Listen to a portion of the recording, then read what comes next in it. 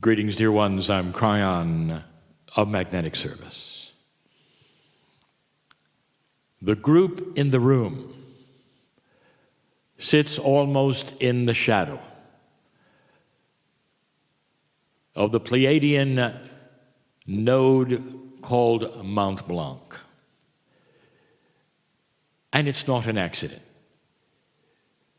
The lineage of what is happening here is literally 200,000 years old. Well, that's when the nodes and the nulls were set up.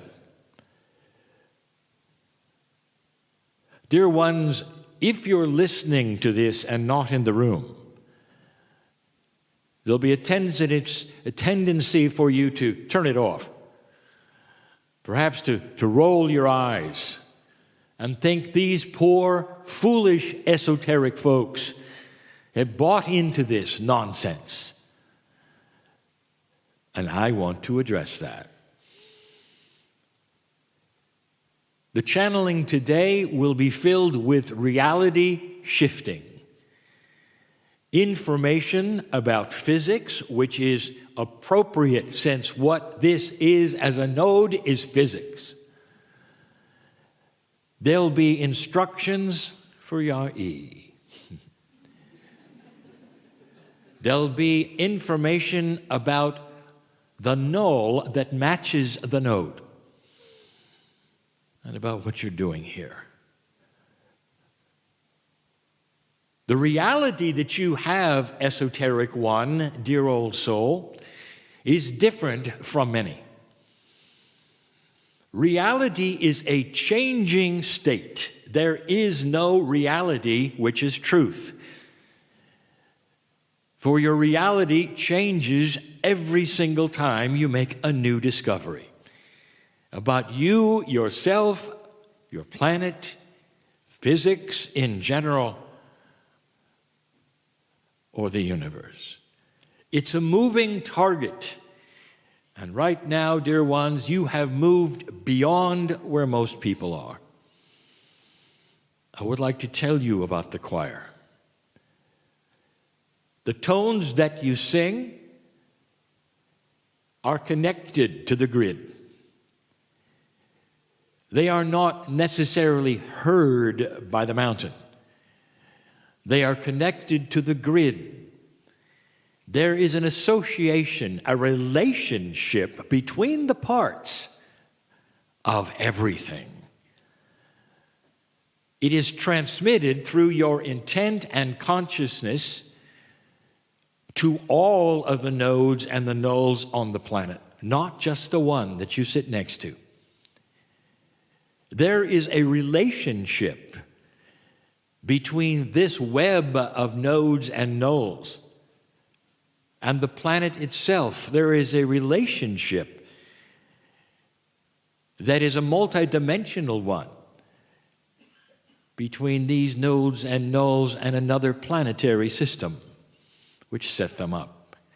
There is a relationship between that planetary system and others like it. There is a relationship to the galaxy. What you do here is known by those you cannot conceive of, beyond distances that you will believe. High esoteric thinking and belief and the consciousness of the love of God have brought you to this place this day. You are the only group on the planet that is actively pursuing the integrity of the consciousness of these, the nodes and the nulls. The tones that are developed and given are directly from Yai, who has a relationship with those who set them up. That is who you are. Dear ones, I want to talk to the scientist for a moment. The one who would roll their eyes and say, this is nonsense and it cannot be, and aren't they stupid and foolish? I want to talk to you for a moment. Come with me for that meeting some time ago filled with scientists and doctors who attended a meeting where something was given them, where they laughed out loud, and afterward they had a few drinks and laughed some more, thinking how misunderstood and crazy it was to hear things like there were invisible, teeny-weeny things that carried disease. They were foolish, those who thought that. And then, of course, they changed their tune when they discovered germs. Germs changed the reality. Invisible, disease-carrying. And the smartest of the smart laughed and laughed and laughed. And what changed that paradigm was the discovery of something they didn't think was there. The next time I stand here, I'm going to tell you a little of that, even a physics lesson. Einstein was probably one of the smartest minds in physics there was. For his day, he gave you today what you use. Brilliant, beyond that which is brilliant, for his day. And he went to his deathbed, convinced absolutely that there was no such thing as quantum energy or a quantum particle. It did not fit within his paradigm of the box that he lived in, as brilliant as it was. And now you know better. Science has proven at least 11 dimensions. There are far more. Dimensionality is something you work with constantly in high physics. Einstein's reality, as brilliant as he was in a box. Let me tell you the big box that astronomy and physics still is in at this moment, before those who are laughing now would laugh some more. There was a female astronomer named Vera Rubin. She was a wild card. Recently passed over. She could be here right now smiling. For she discovered something that should have told all science about physics, something they didn't know about the relationship to the parts. Brilliant she was. She discovered that all the stars in a spiral galaxy go at exactly the same speed around the center. And that's not the way the solar system works. In fact, it doesn't fit into Newton or Kepler. It doesn't fit into anything that physics had as the rules. And so what does the smart physicist do with that information all over the planet? What can you do with it? They decided to make up energy so that it fit within Kepler and Newton. So instead of seeing it and observing it as a beautiful change in the laws of physics, something that should be revealed and seen, maybe like tones being sung today, instead, they closed the box and invented dark energy. And today they study it, trying to fit that which she showed into an old model of known physics instead of opening the box to something that might be more. This is what might be more. And what you do here you may call esoteric. I'm going to call it high physics. What do you call an angel, dear ones? Is it possible that an angelic being comes and goes, violating the laws of physics? You feel their consciousness. Would you say they have nothing to do with physics, nothing to do with science because they're from God? Let me remind you of something. Because the creative source of this universe is the master physicist. And the beings that surround that are all working with basic physics. It is how things work. It is all the relationship between the parts. The Pleiadians came. They didn't use ships.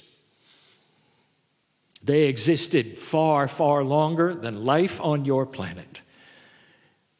They are part of a creative source. You may even say they're close to angelic. They are your seed parents. They are beautiful. They are filled with love for you.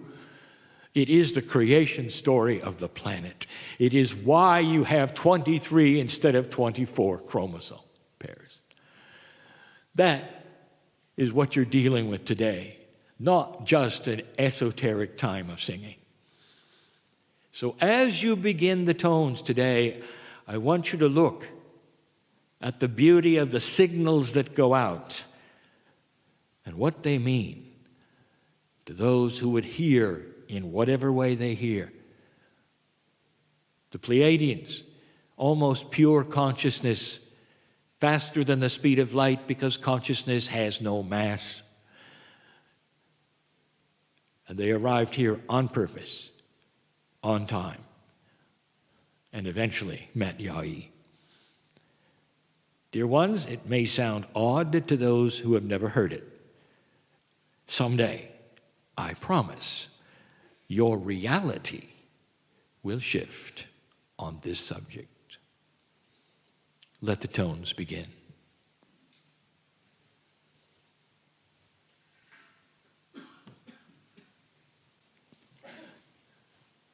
This is message number 2.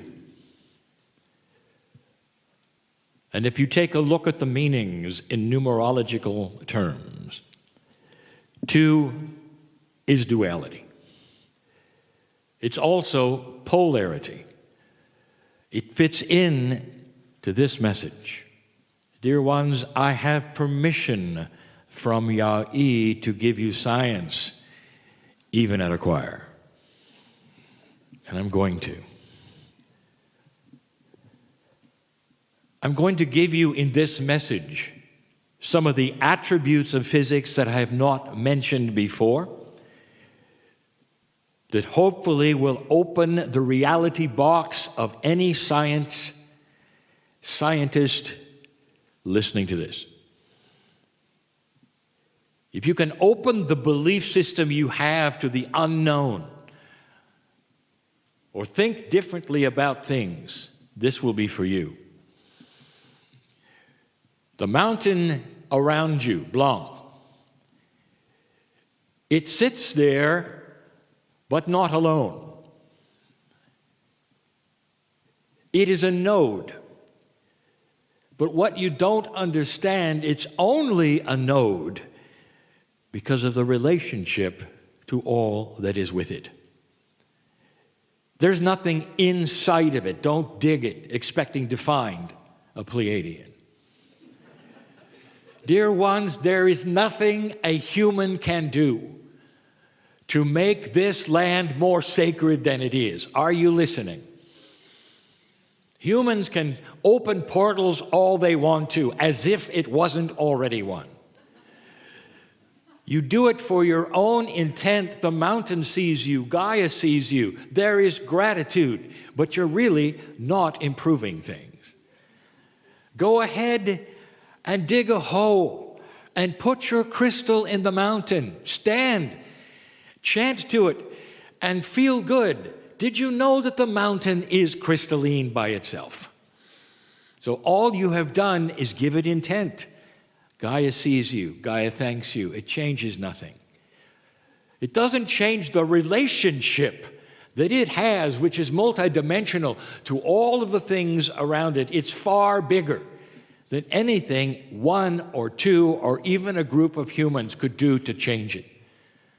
If you want to go in the mountain or next to the mountain, if you want to do anything at all, let me give you something that is pure wisdom.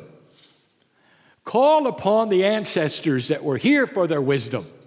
Forget the portals or the crystals. They have what you need right now. They knew about the relationship to Gaia. I'm going to tell you something right now. Over 20 years ago, I channeled a message that I knew would go into my partner's first book, Cryon Book 1. And there were some magic words there, and almost no one saw them or caught them but one doctor.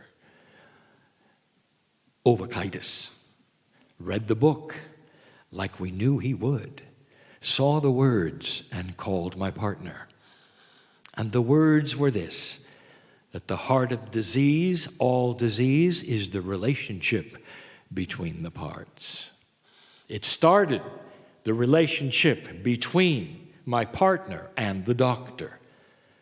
I want you to ask him someday about disease, about his research, and he will say it's all about the relationship between the parts. It's not really about the parts at all.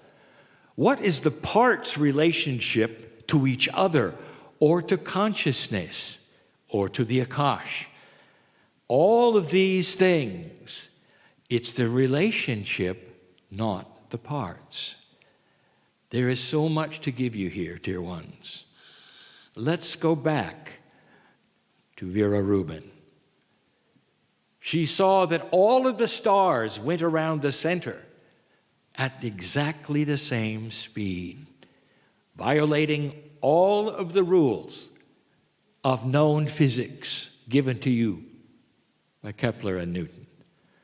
She discovered a new relationship in a galaxy, one that you have too, for you are in a spiral galaxy. And when she looked at Andromeda, she saw the same thing, a relationship between the center and the stars that made them go at exactly the same speed. That is new physics, and it was never seen as anything but a mystery. I want to tell you something, dear ones. You're going to find the holy grail of physics in the relationship between the parts of the atom. We said it before. How many times do we have to tell you this? The relationship between the parts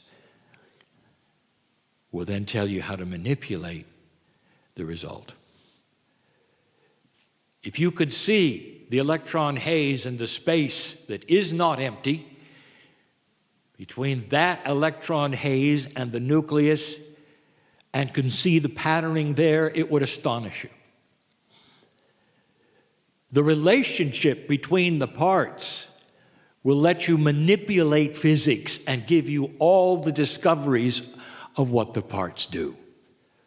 For the parts will show themselves as you manipulate the relationship. Not far from here, there's a grand worldwide experiment, the largest physics experiment ever. And what they have done in the depths of their desire to find the truth is to totally discount the relationship. And in order to make the experiment work, the first thing they do to the atom is destroy the relationship. They take the electrons away, the relationship is gone, all that used to be there is missing.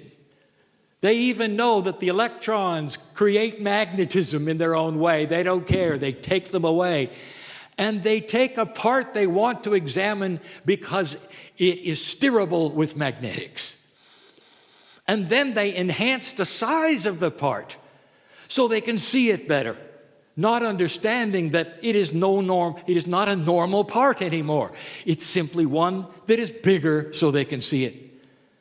Then they smash it into other parts to see what's left, hoping they'll get smaller and smaller parts. Dear ones, they will. There is no limit to small, which they will discover. But in the end, they will only have parts. Dear ones, I want to tell you something. The master mechanic of this planet, who knows cars and automobiles, can put any car together on the planet without a manual if he has the parts in front of him, he knows the relationship between the parts.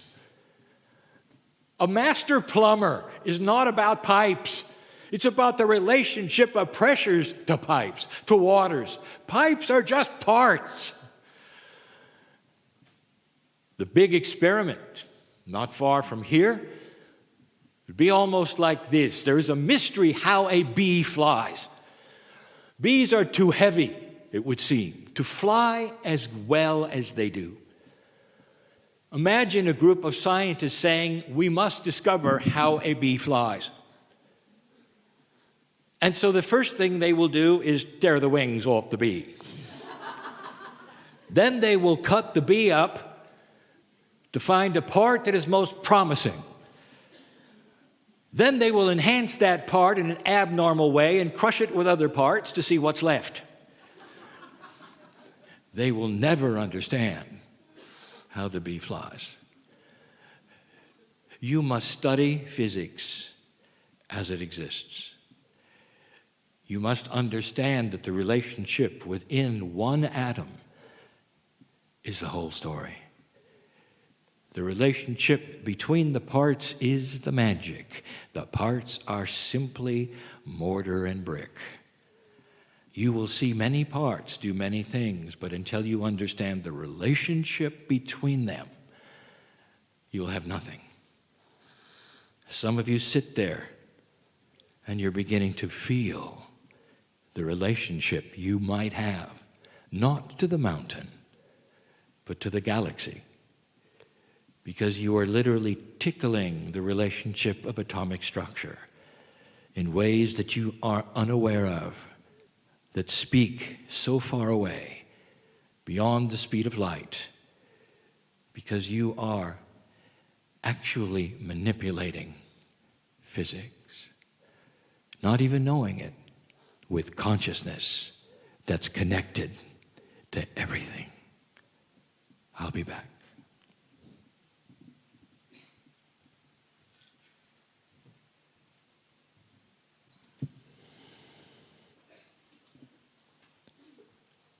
Dear ones, we continue. I want to make this a history lesson projected into the future.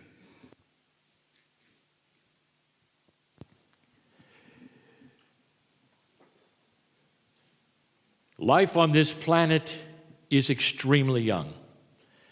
It's almost like it was completely and totally brand new in comparison with life in the galaxy. We have mentioned this before. It brings you to this place, dear ones, this shift. It's on purpose. You are the newest life on this planet in this galaxy. 200,000 years ago is when the Pleiadians came with a purpose. That purpose has been then called the creation story. It's a time when light and dark was given as knowledge to your soul. When the alliance to the Creator was part of who you became. And great shift occurred all over the planet.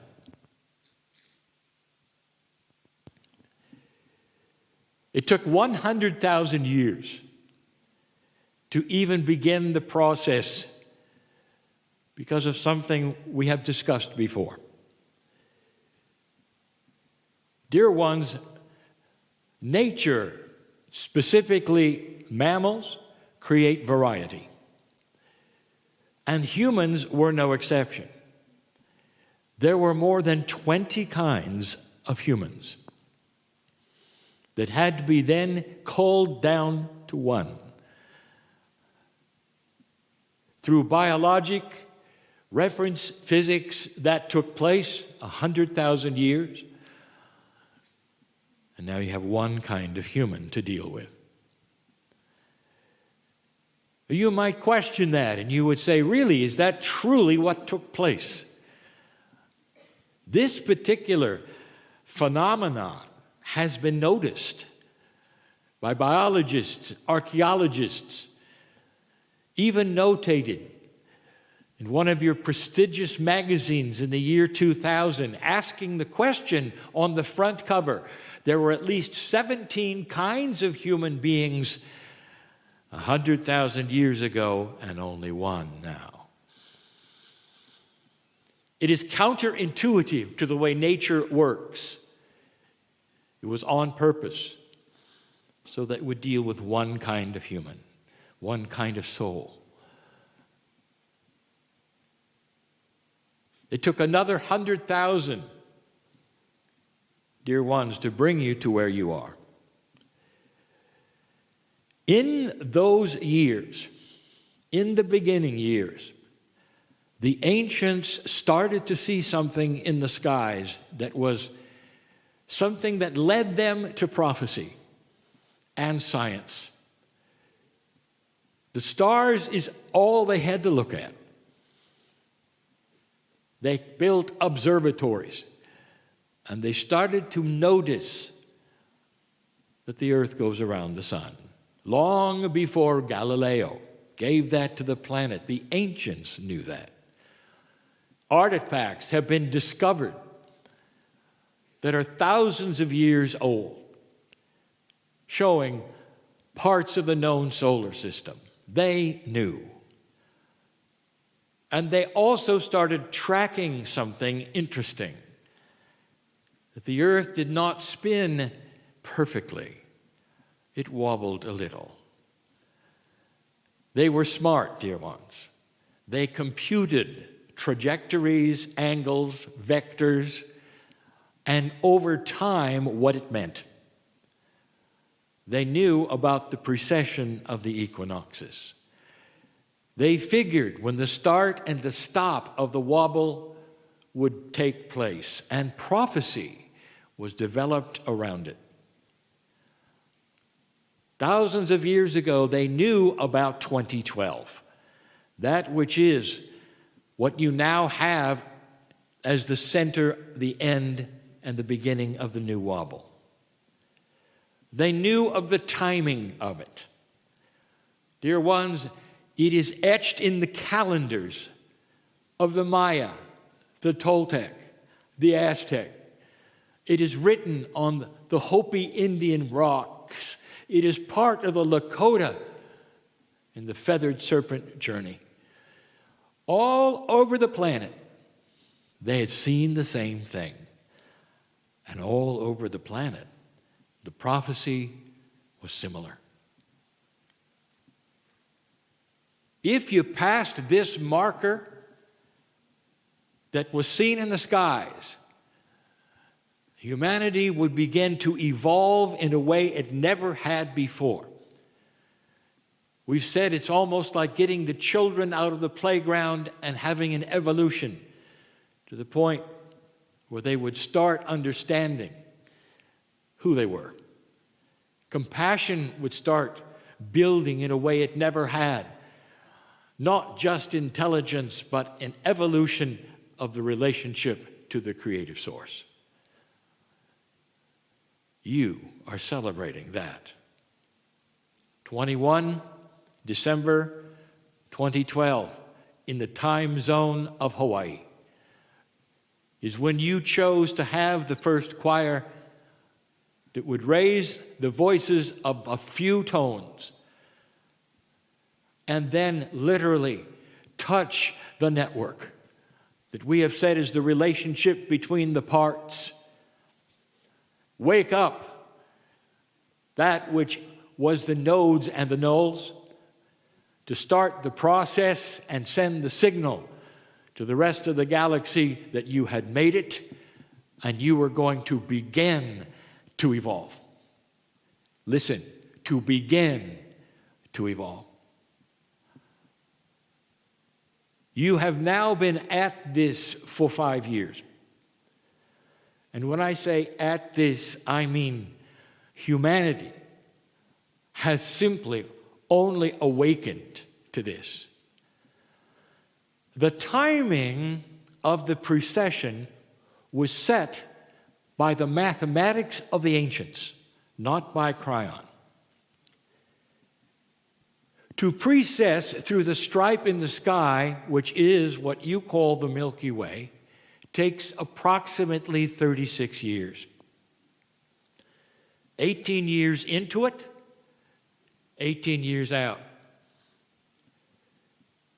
Approximately 20 years ago, you started seeing a great deal of channeling, including Cryon. You had the harmonic convergence in 87. Cryon in 89.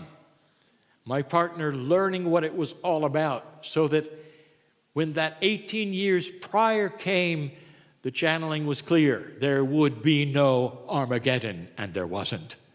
The magnetic grid would start to shift, and it has. Weather changes would then begin, and they are.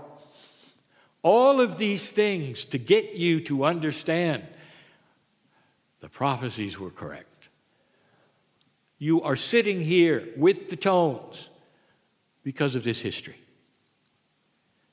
Some of it is provable, some of it is not. But it connects together in a confluence of coincidences you cannot deny. Ancients who had the same prophecies who didn't know each other about the same thing. And what I want to discuss with you right now, in this time frame, dear ones, is patience. You have children. How long does it take for a human child to be birthed and even begin to have that which you would call the wisdom of the adult? Would you say perhaps 20 years? You'd be right. That is human evolution. In the child, the unborn, to that which is a 20-year-old, all form of realizations and awakenings take place. You're very aware of that. Then I want to ask you, why do you then deny that to yourselves in something so grand as the evolution of consciousness on this planet? You're only 5 years old in this precession. You have 13 years to go even before you're aware of what happened. You're 5 years old. And souls all over the planet are starting to see things. They're saying, well, countries are not getting along. There's rhetoric over here. There's danger here. Politics is not what you thought it would be. There are some really awful things happening, and there are refugees, and there are.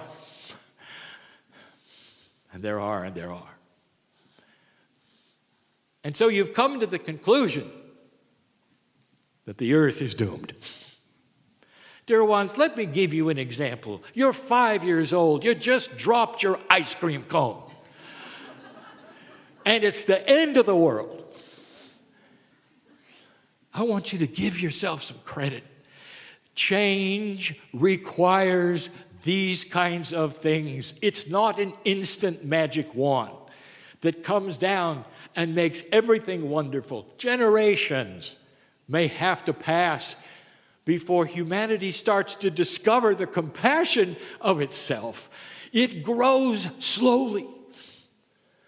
Do you understand this? Do not fear, because you see the things I've told you about. A battle between light and dark. Weather changes to refresh the oceans. The things that are in preparation for a grand new society on Earth called humans that will never go to war with each other. And it's going to take some growing up. It's a plea for patience. It's a plea for common sense. It's a plea for understanding yourselves, your own process, and the process of your children. Applied to this, something very grand.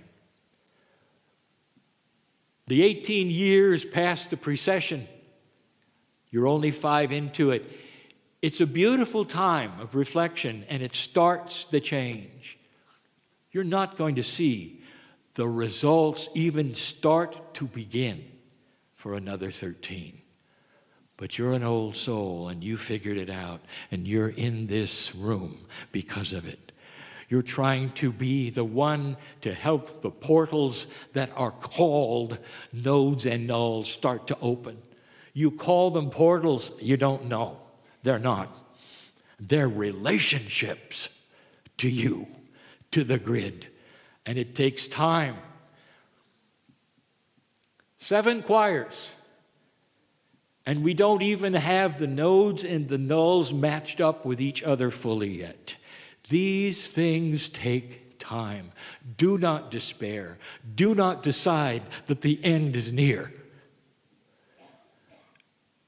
Spiritual logic, compassion, understanding. That is what we ask of old souls listening to this message now. You passed the marker. You're just beginning to awaken. Blessed is the human being who is comfortable with this and knows who they are. And this, the greatest change humanity has ever seen. I want you to feel it. The celebration from Blanc. The understanding of the seed parents that are looking at you and said, you did it, don't stop now. You did it. Be comfortable in the process of growing up. And so it is.